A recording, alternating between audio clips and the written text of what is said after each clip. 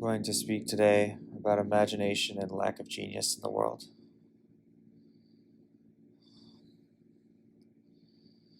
What is necessary is for humanity to begin to evolve past the material paradigm, which is the paradigm in which all things have these certain definitions, names, designations, titles, and reasons for being. In the material paradigm, everything that can, does, and will be reported on, or supposed or acted upon in the field of being is that which is already these resources or these goods or these materials with their names and definitions, and as such there is a limited field of play. The limited field of play is the imaginative capacity to use or not use these resources to create something entirely new. So something like artificial intelligence is a perfect example of this imaginative at playness. What is possible within the field of artificial intelligence is the conglomeration of already existing materials, names, invoices, knowledge, and through that sort of sphere of influence or sphere of already existing information, something quote-unquote new can be produced from the assemblage of, or the kind of ostraca of the old, the collected amalgamations of materials to assemble something new from the ashes or pottery shards of the previous history or paradigm as such. And what is necessary is the evolution of the imaginative or creative capacity in order to generate something entirely new or ulterior, from the realm of which the human capacity itself, the imaginative capacity of the human being. And this brings about, of course, the question, what is the human being, or what is the human being capable of, or what is possible for, of, and through the human being, as a sort of already material designation, as these hands, these eyes, this body, this face, this skin color. And as such, we interface with this quote-unquote material world and all of its resources and characteristics and predetermined designations on a sociocultural level with what does this provide me? And of course, there are these concerns for the base survival of the human being, such as food, water, shelter, clothing, these things through which are necessary to survive. But as we emerge into this new paradigm where these survival necessities, of course, artificial intelligence will play a part in this, as well as I'm sure other emerging technologies, as we emerge into a new paradigm where the natural world as such, as in the human body, as in the survival of the human body, can, if not be managed, then upgraded and advanced significantly just by way of the automation of existing processes, such as agriculture, these things which human ancestors spent great amounts of time and energy toiling under in order to render the basic survival necessities to continue the body or the heritage of the human being. There must necessarily be this turn, this imaginative turn toward the evolutionary capacity of the human being as one that is spiritual, creative, and artistic. And what I say when I mean that is the imaginative capacity to create something entirely and totally ulterior, as in the capacity for genius. And again, the capacity for genius, and I want to specify this very clearly, is not the capacity for knowing what is already knowable.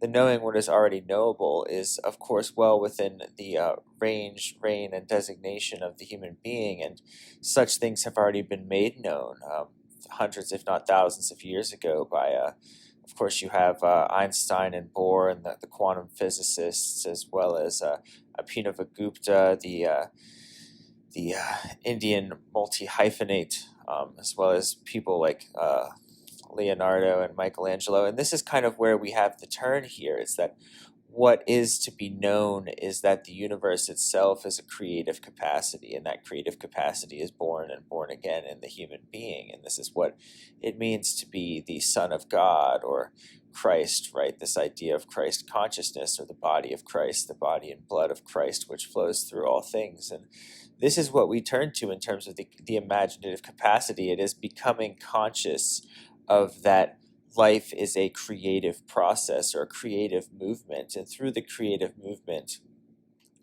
there is a gesticulation of these new things, which of course are expressed through the medium.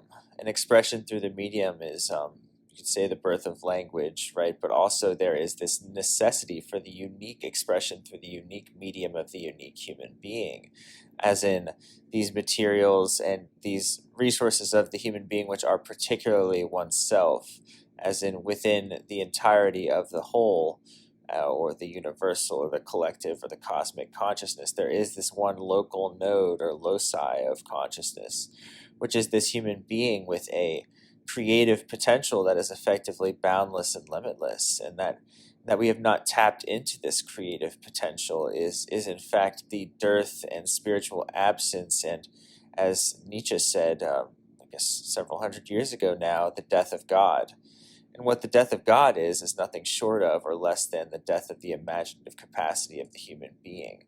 So you have these great panels of gods, as such in maybe the ancient Greek tradition is a good example. These great panels of gods, which stood hundreds, if not thousands, of gods long and wide. This assemblage of all of these different, very powerful archetypal descriptors of archetypal forces. And these archetypal forces are those things which move through life, which have their unique qualities and quantities and breaths and signatures that are sensed in the subtle realms and transcribed as perhaps people or beings that inhabit certain dimensions or spheres, such as Hades in the underworld, perhaps, or Zeus in the heavens, and Mercury or Hermes, who transverses the different spheres or dimensions of reality. And this is a sort of advanced psychology, right? There might be this inclination to term the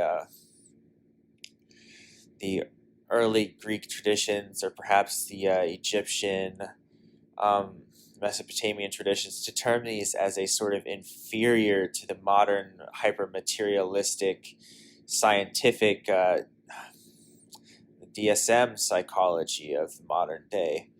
But this is in fact a very advanced and multifaceted and multifarious version of psychology, in that it prescribes and ascribes meaning at the archetypal level and in the archetypal dimension through powerful creative imagination, as in the creative imagining with these gods and beings which themselves are and inhabit archetypal forces. And this is something that is present and manifest in kind of the metaphysical and New Age movements, and such in astrology, which is, of course, a long-standing thousands upon thousands of years practice, the oldest science that exists in the annals of human history. Take that back to Babylon.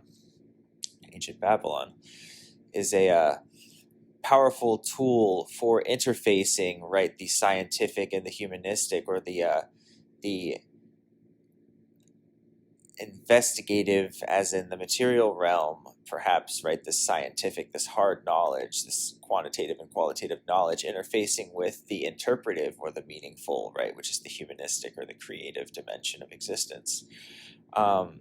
Certain meanings that again emerge from the archetypal dimension through physical fact, as in the size of Jupiter, or the orbital time span of Jupiter to make its full cycle from one point in the sky to, again, returning to said point, and the experience of time.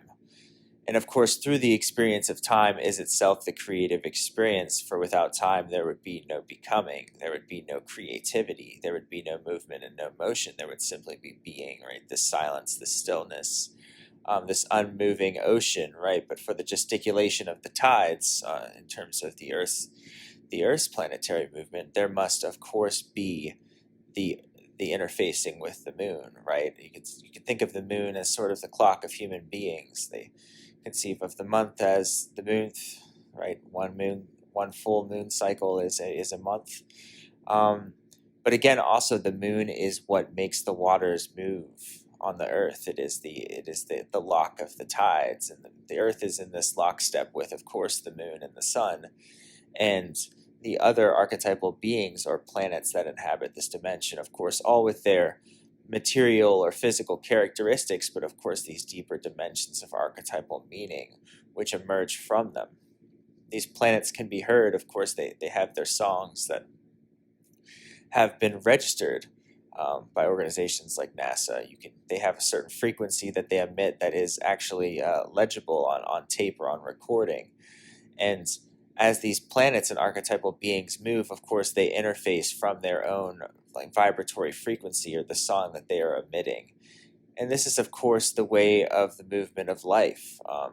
This is visible in human beings, the clothes they wear, the styles they partake in, their religious and spiritual predilections, and of course the creative arts is perhaps something the most individual in particular. When we move into this realm of pure creative play, or this being at play, we move into what Heraclitus termed the ion or the eternal beingness, which he equated to the divine child that was at play building sandcastles and knocking them over, and then building them again. This divine child that was at play with various different colored spheres. And these various different colored spheres, of course, the interpretation is quite clear that Heraclitus had some sort of inclination toward astronomy and the astrological arts or astrology, that these two were not divorced until the birth of modern Western science, with its very heretical leaning toward anything that could not be strictly empirically proved, as in prescribed on paper with a certain measurement. And of course, this is the split between the astronomical and astrological arts, is that the interpretation or the meaning is severed from the hard fact, and the hard fact becomes this cold stone, as opposed to this stone that is in fact living, that does have life, as in a tree or a chair, or the very force and form of matter itself, that which lives beneath it is spirit. And the accessing of this spirit and the expressing of this spirit through the medium of creativity, through the medium of the human being, through the medium of the cultivation of expression over time, is precisely the inheritance of this new age of creativity.